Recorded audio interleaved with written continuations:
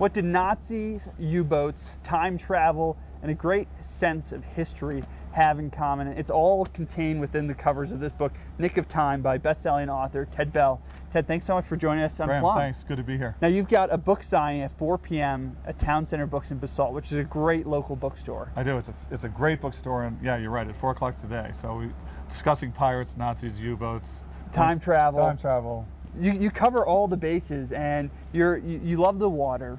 Yeah. You cite Winston Churchill as one of your heroes. Lifelong hero. And you were able to incorporate all of that into your first children's novel, and it's really for children of all ages. It's not just something that children. I picked it up and couldn't put it down. Yeah, adults seem to like it. It's like Treasure Island. If you like Treasure Island, you can be 60 or you can be 12. It's the same kind of book as Treasure Island, like a modern Treasure Island. Now talk a little bit about the fact that it's not. It's thicker. Yeah. And until Harry Potter, you really just had thin children's books. Yeah. And when you were going around trying to sell it, people said, "All right, no, we want thinner." But what was the real catalyst for you writing Nick of Time? I've been wanting to be a writer since I was 7 years old, and I was living in London, and I was looking at kids' literature, and I just wasn't seeing the kind of books that everything was horror or drug problems or running away and everything. I said, what about a good old-fashioned adventure book with the sea and pirates and battles and stuff like that? Nobody's doing that. I mean, you could go back and read Treasure Island. It's a little tough for kids these days to get through Treasure Island. So I said, I want to write an old-fashioned book in a new-fashioned way for modern kid readers. And so that was the inspiration for it. And the main character, Nick McIver. Nick McIver. He's struggling with his internal hero. Yes. And there's a great interaction with him and his kid sister, Yeah. and then kind of the history, of World War II. So talk about kind of how that internal hero structure is prevalent throughout the entire book. Yeah. Well, Nick is 12 years old, and his sister Kate, who actually turns out to be the real hero of the book, although Nick does pretty well himself. He has this feeling that inside that he wants to prove that he's a hero, because his father was an ace in World War I for the Royal Air Corps, and he wants to be a hero too. And his two great heroes are Winston Churchill and Lord Nelson.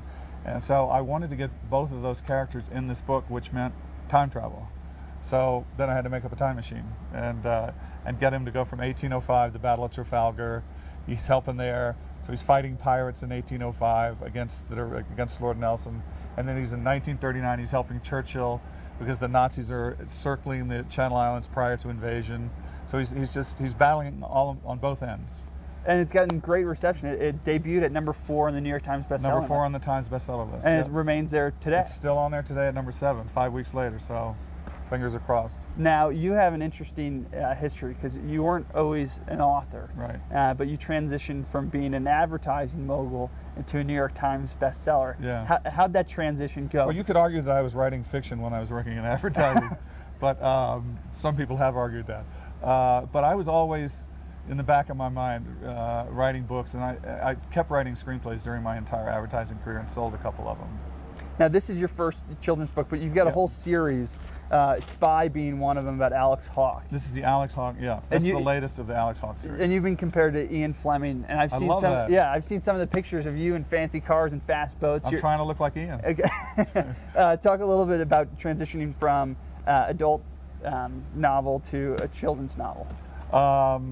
Yeah, it's kind of, there's not too much difference really, except that you inject women into the adult novels, whereas there's not a whole lot of hanky-panky in the children's book. There's a lot in the spy novels, and it's Alex Hawke is kind of a modern-day James Bond. Really, he's a 21st century James Bond, and they're adventures. They're both all adventure stories. And your writing is very visual. You get lots of visual cues in the words that you use. Are we going to be seeing either Spy or Nick of Time on a big screen anytime soon? I certainly hope so, Graham. I do try to write in a cinematic way, not because I'm trying to, schmooze Hollywood producers, but more I think people enjoy reading books that are cinematic.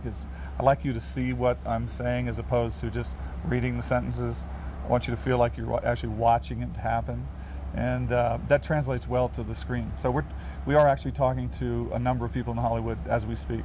And then what's next for Nick McIver? Nick McIver, the sequel to Nick, I'm working on right now. I'm on chapter 7. It's called The Revolutionary Spy, and he's going to learn how to fly and do night bombing raids on the Nazis, even though he's only 12 years old. So he remains 12. He remains 12. It picks up right where this ends. Okay. And then he's going to realize that if the Americans don't win the Revolutionary War, they can't come to Britain's aid in 1917 and 1939. So he goes back in time and meets George Washington, and he spends a lot of time with Washington and Lafayette, helping the Americans. It's a little odd because he's British, but anyway, he realizes that he's got to help the Americans win the Revolutionary War. So that one's called The Revolutionary Spy. Well, Ted Bell, thank you so much for coming. It was great being on. You can visit people can visit with you today, 4 p.m. at Town Center Books in Basalt. Check it out. We're gonna be back with a whole lot more just after this, so stay tuned. Awesome. Hey, good. Thank you so much.